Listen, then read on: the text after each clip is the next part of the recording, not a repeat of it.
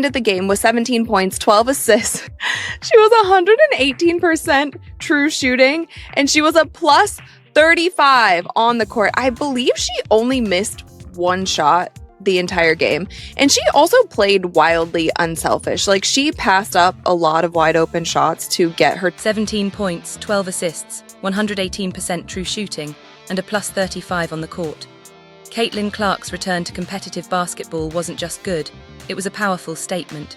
And the way she dominated against Senegal in Puerto Rico has reignited a conversation that the WNBA thought had already been settled.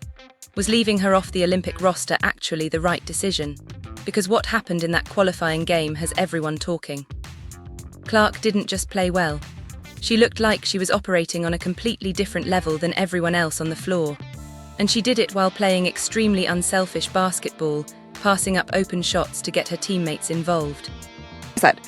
The competition wasn't great. Now, Caitlin Clark actually did not start the game, and I've already seen some chatter on the internet as to why she wasn't starting. I kind of predicted that this was going to happen, but I didn't think that they were going to start any of the young players, and they did actually start Angel Reese, which is fine because they mixed up the lineups so much as it went on. However, now let's talk about what that performance actually means. Team USA defeated Senegal by more than 50 points. The competition was never close.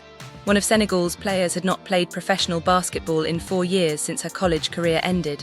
The skill gap was massive, but here's what made Clark's performance stand out. Despite the weak competition, she missed only one shot the entire game. She made 4 three-pointers, including a logo 3 where she was heavily contacted by a frustrated defender. And those 12 assists represent elite playmaking regardless of the opponent. The chemistry between Clark and Ryan Howard was particularly interesting. Howard finished with 21 points, and several of those came from Clark assists. These are two players who had never played together before, yet they looked like they had been running pick and rolls for years. Things that I noticed from this game is, one, there's more buzz about this game in general than there has been about any of the WNBA, CBA stuff. Like, you guys heard in my video earlier how I talked about, like, I was having to search for WNBA, CBA stuff. Like, there are so many people who are tweeting about this. There are media outlets sharing different clips and highlights about it. TNT Sports was posting about it, and that's actually something that I'm very interested. But there is also controversy surrounding how Team USA handled the lineups. Clark did not start the game, while Angel Reese did, and the internet immediately began asking questions about why the team's best point guard was coming off the bench. Now, coach Kurt Miller rotated the lineups throughout the game, so this was not necessarily a slight, but here is why it matters from a marketing perspective. FIBA had been promoting Clark heavily in the lead-up to these qualifiers. Her face appeared across their promotional materials. She is clearly the biggest draw for these games, so when you are trying to maximize viewership and engagement, starting your most marketable player makes strategic sense. Is it the end of the world that she came off the bench?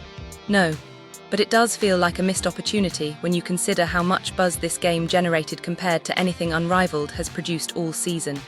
Hasn't been the fix that we've needed during this dead time, like during this offseason for the WNBA, because the WNBA's offseason is so very long. They still only play for literally like 4 or 5 months if you get deep into the playoffs. Like, that's such a short season, and the offseason is so long, but it shows that there is an appetite for basketball, and specifically there is an appetite for Caitlin Clark basketball. There wasn't many people, though, in the stands at this game. Now, And that buzz is the real story here. The engagement around this Team USA game completely dwarfed anything we have seen from the WNBA's new CBA negotiations. People were downloading HBO Max specifically to watch Clark play basketball. TNT Sports was posting highlights. The discussion across social media was massive. During the WNBA's extended off-season, which lasts 7 to 8 months, there was an assumption that Unrivaled would fill the basketball void. It hasn't. The 3-on-3 league has struggled to generate sustained interest, but one Team USA qualifying game against a team that was not competitive created more natural conversation than weeks of Unrivaled content. That tells you something important about what fans actually want. They want high-level basketball. They want to see the best players competing at the highest level. And specifically, they want to watch Caitlin Clark play basketball. One connection that I was kind of surprised to see, but they were playing really well together, was Ryan Howard and Caitlin Clark. And Caitlin Clark had a handful of assists to Ryan Howard, and she ended the game with 21 points. You had Paige Beckers also coming off the bench. You had Kelsey Plum also coming off the bench. I thought Kelsey Plum played well. I thought Paige did fine, wasn't her greatest game, but I thought that she did fine. Angel Reese played fine as well. Not her greatest game. She definitely missed quite a few layups that she should have made, but she did have, I believe. Now let's address the elephant in the room regarding the level of competition. By the second quarter, Senegal had already adjusted their entire defensive scheme around Clark. They began picking her up full court. One defender was waving her arms in unusual ways while Clark brought the ball up the floor. When she approached the three-point line, they immediately sent double teams. It took them only 2 quarters to recognize that she was the biggest threat on the court. And here is what makes that fascinating. These are players who do not regularly watch WNBA games, who have not studied Indiana Fever film, and who had never seen Clark play in person. Yet within 20 minutes of game time, they identified exactly what every WNBA team already knows. You cannot leave her in single coverage. Clark did not appear rattled by any of it. She broke down the double teams, found open teammates, and still knocked down her shots when defenders gave her space. The adjustment Senegal made actually proved the point about her impact better than the final score does. She just got ran through. She got fouled. And that is something that for our players on Team USA, they do have to be careful, because that is something that happens in games. When you start running away with the game, sometimes players get embarrassed. And also it seems like the level of competition is so much lower than the level that Team USA basketball is playing on. I heard the announcers talking about one of the players on Team Senegal, and she played college hoops 4 years ago.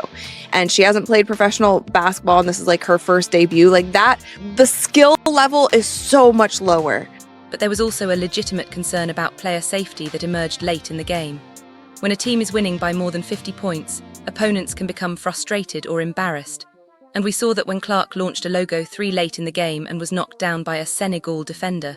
She was fouled hard. It did not appear to be a true basketball play, but rather a moment of frustration. And this is something coach Kurt Miller will need to be aware of moving forward. When the talent gap is this large, games can become physical in risky ways. The women's game faces a unique challenge in international competition that the men's game does not experience to the same extent. There simply are not as many countries with deep rosters of elite women's basketball players. Because of that, these qualifying games can turn into bouts. And bouts create situations where emotions run high and players can get hurt. The last thing anyone wants is for Clark or any Team USA player to suffer an injury in a game that was never truly competitive. That is the risk of these lopsided matchups. For Team Senegal, got 2 technicals and actually got kicked out of the game. And it was so funny just watching the discourse on social media, because they were basically saying he's crashing out over Caitlin Clark, he's seen enough. And that was another thing. It only took the Senegal team 2 quarters to start playing Caitlin Clark the way that she gets played in the WNBA. They started picking her up full court. One thing I noticed, one of the defenders was waving her arms in a very awkward, weird way. I don't